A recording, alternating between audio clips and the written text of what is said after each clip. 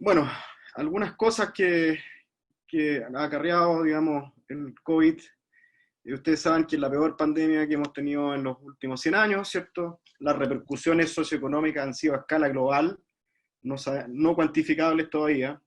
Ha significado un gran desafío a todos los sistemas de salud de todo el mundo, no solamente el nuestro, lo cual ha repercutido en que hemos tenido que repriorizar los recursos. Y lo que ha sido terrible este año, obviamente, que hemos tenido que dejar de operar por algunos meses. Súper difícil para un presidente de una sociedad decirle a sus socios que tienen que dejar de operar, que es nuestra locus motiv. No se sabe cuál es la inmunidad a nivel poblacional que va a dejar esta enfermedad. Hay algunos estudios preliminares en España, en Italia, que muestran, digamos, que la población no llega más del 3 a 5%, así que también hay varias preguntas por contestar ahí.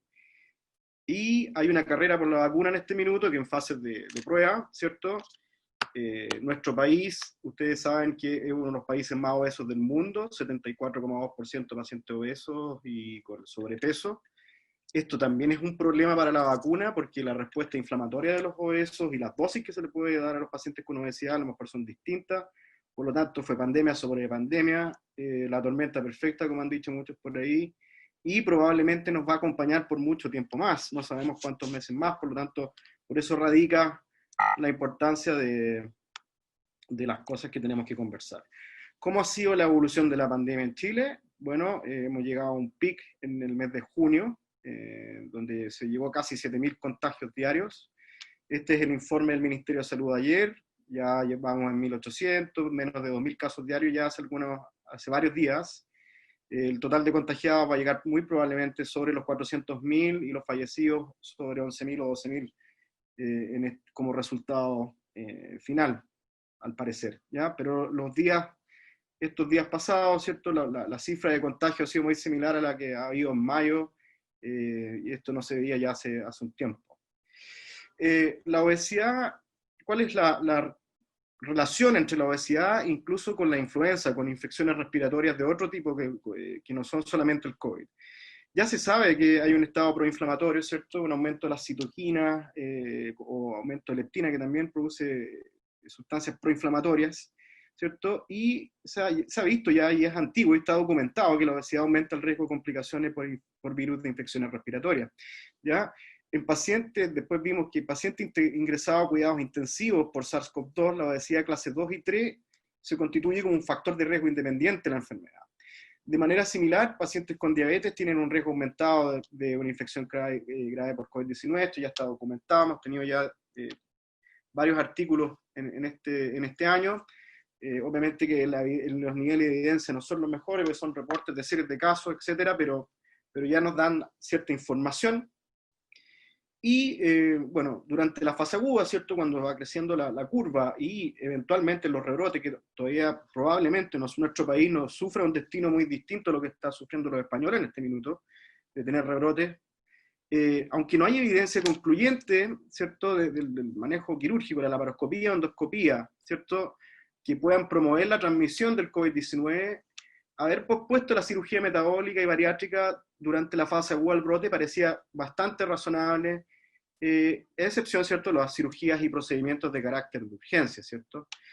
En nuestro país hubieron algunas resoluciones ministeriales, si lo hacemos esto en forma cronológica, la suspensión de los procedimientos electivos en marzo, ¿cierto?, donde tuvimos que dejar de operar. Después, a fines de abril, vino la resolución 323 ministerial, donde abrió la cirugía ambulatoria o de una noche de hospitalización. Y muy poquito atrás, el 9 de agosto, la modificación de la resolución exenta 591, donde se liberan algunos procedimientos electivos, ¿cierto? Pero se da una responsabilidad importante a los comités COVID locales y las condiciones de cada comuna y de cada centro, ¿ya? Entonces, la verdad es que nosotros como sociedad hemos tenido que irnos adecuados y supeditados a las recomendaciones ministeriales y ir en ese tenor. ¿Qué fue apareciendo durante este año? Bueno, algunos mecanismos de score, ¿cierto? Como el MENTS, que es famoso, que el Medically Necessary Time Sensitive Score. Esto fue en abril del Journal del American College. Y básicamente este score considera factores del procedimiento, factores de la enfermedad y del paciente para poder evaluar si el riesgo en este periodo, digamos, es favorable o desfavorable, y en base a eso uno ir eligiendo sus casos urgentes o no, o electivos, y ir posicionándolos, ¿cierto? Son herramientas que han salido. Esto fue en el mes de abril. Este otro también es el Diabetes Surgery Summit, también este es del Lancet, esto es del mes de mayo, y también se propone, ya entrando de lleno a lo que es la cirugía bariátrica y metabólica, ¿cierto? ¿Cuáles son los accesos prioritarios o estándar de los pacientes en base a las características de su IMC, ¿cierto? Las comorbilidades y la decompensación de la diabetes. Entonces, estos son opiniones de expertos, esto fue un consenso, ¿cierto? Hay personas muy destacadas, estuvo Ricardo Cohen acá también, estuvo Francesco Rubino, ¿ya? Y básicamente, en base a este score, uno podría postergar cirugías hasta un año, 3 meses o un mes, de acuerdo a estas categorizaciones de urgencia.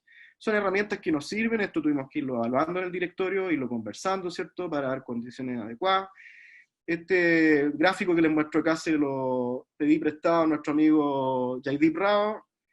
Ustedes saben que la sociedad ha hecho varios webinars en relación a la pandemia.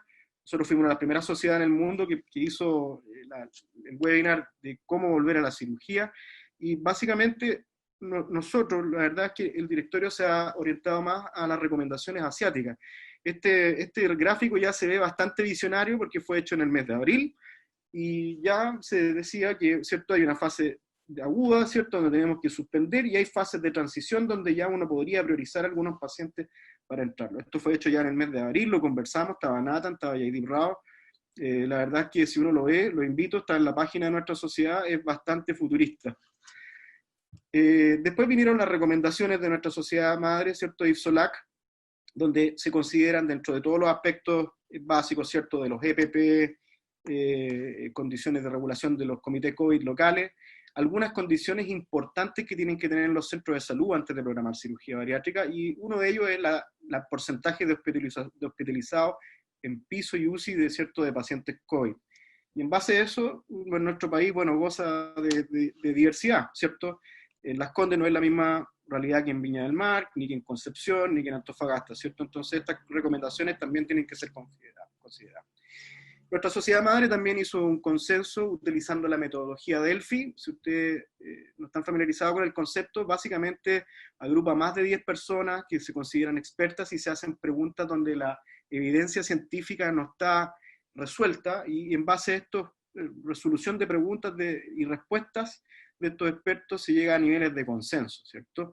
Y es lo que necesitábamos en estos tiempos porque tenemos una evidente falta de evidencia dura, ¿cierto?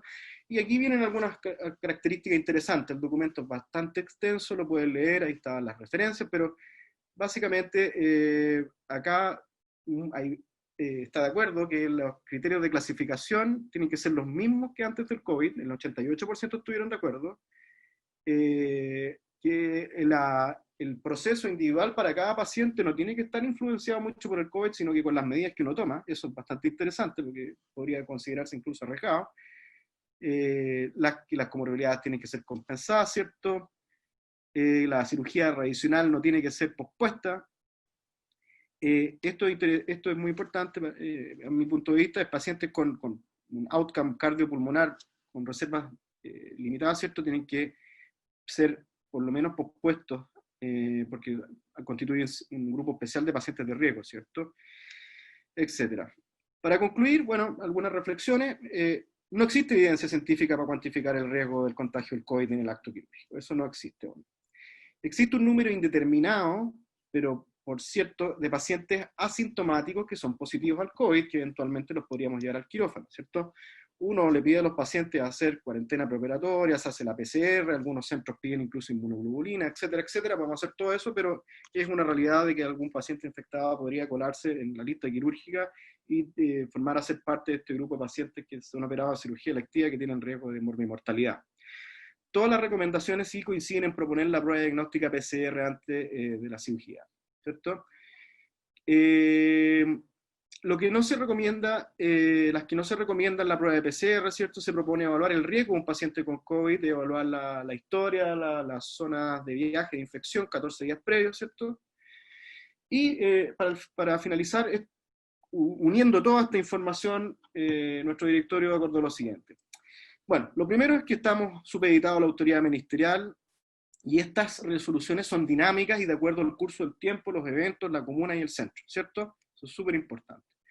No recomendamos que los pacientes pertenecientes a comunas de alta incidencia se trasladen para tratamiento quirúrgico a una comuna estabilizada, ¿cierto? Por razones obvias, por la circulación viral que hay en las comunas que tienen estos pacientes que podrían trasladar el virus, ¿cierto?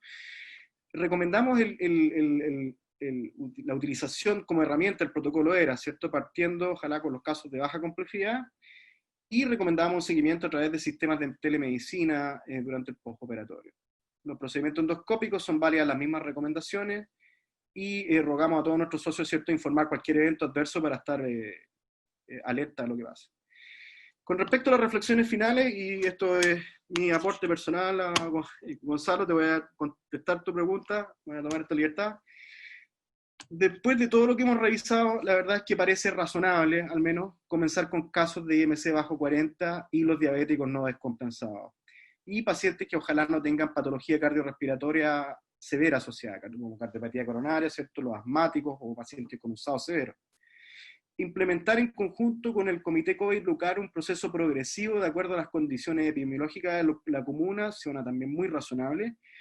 Y nuestro amigo Rodrigo Villagrán, que está acá presente, él hizo una encuesta de cuántos están haciendo cirugía bariátrica en Chile de todos nuestros socios que dejaban una noche de hospitalización, y con sorpresa nos dimos cuenta que era el 65%.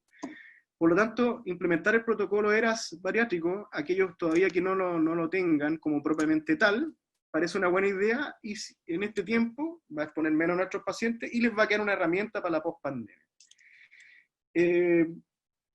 El miedo no detiene la muerte, solamente detiene la vida, así que vamos a tener que adaptarnos, muchachos. Esta es una foto que ayer tomé, aproveché de mi viaje de Viña a Santiago, a recorrer el parque, que no lo veía hace 5 meses, así que es una foto de un día maravilloso ayer en Santiago. Muchas gracias por escuchar.